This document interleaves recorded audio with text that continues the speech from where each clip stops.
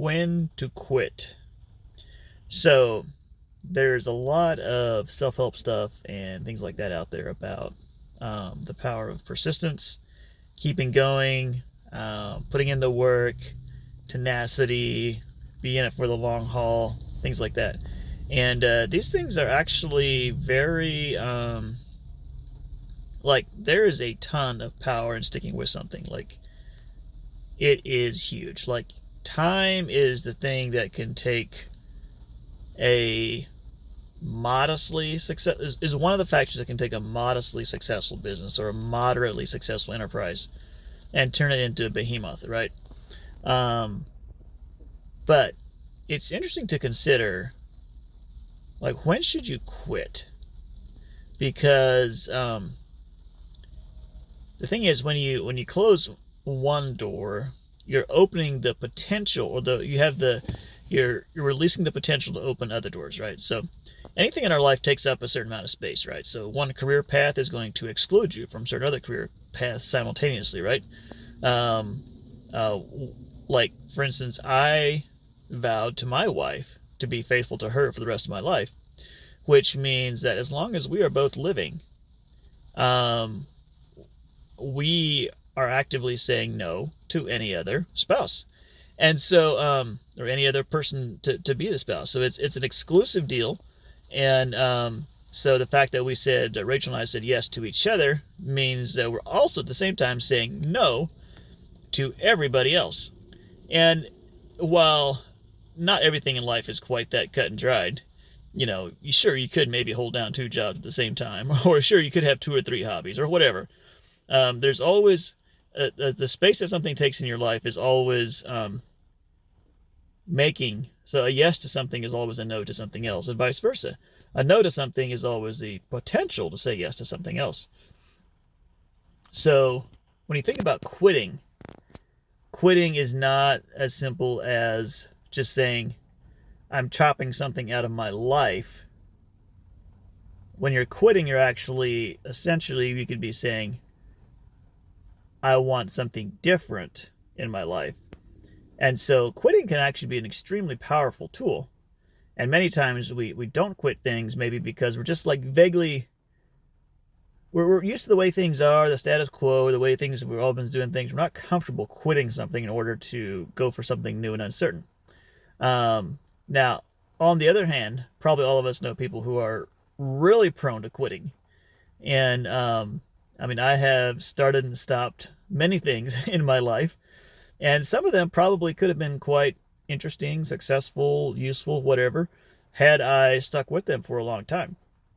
Um, since I have been self employed, the business that I'm in currently, which is marketing, this is the thing that I've done for the longest that I've ever done one single thing. In fact, it is the career wise, even. Before I was, unless you count working on the farm as a teenager,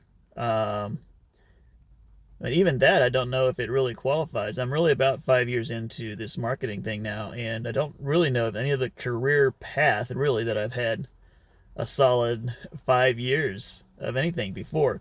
Now, that being said, some of my offerings and services have changed over time, I would say. But on the other hand, there's actually a fair bit of similarity from the early going to now in terms of the services that I offer. So it really, I've pretty much stuck with one thing for 5 years.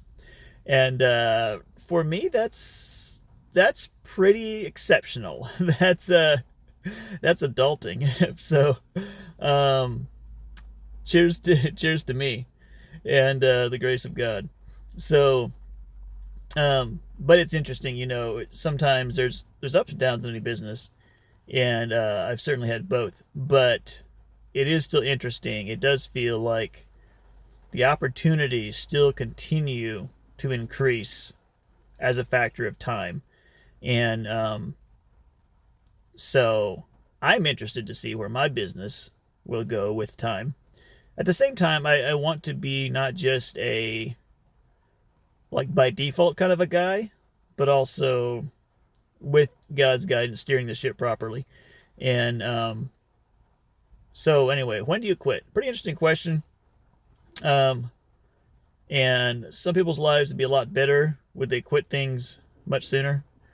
And other people would have a much better life had they not quit things.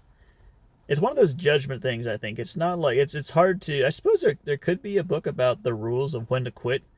Um, I think it would be interesting to explore that. Maybe that's a book I should write. But I think it's so specific to the individual that it makes it hard to just have a lot of pat rules about it. And also, there's the element of the unknown. So when we're making a decision on whether or not to quit, we're often making a prediction about the future. And so in that case, I think we have to ask, well, do we have adequate data to support our hypothesis for the future? Because predictions for the future are basically hypotheses and hypotheses. And so in some ways, there's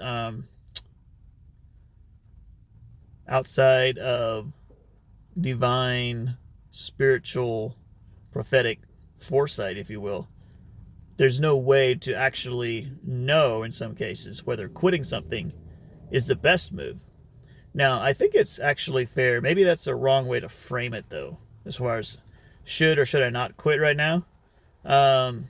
It might be, do I want to quit?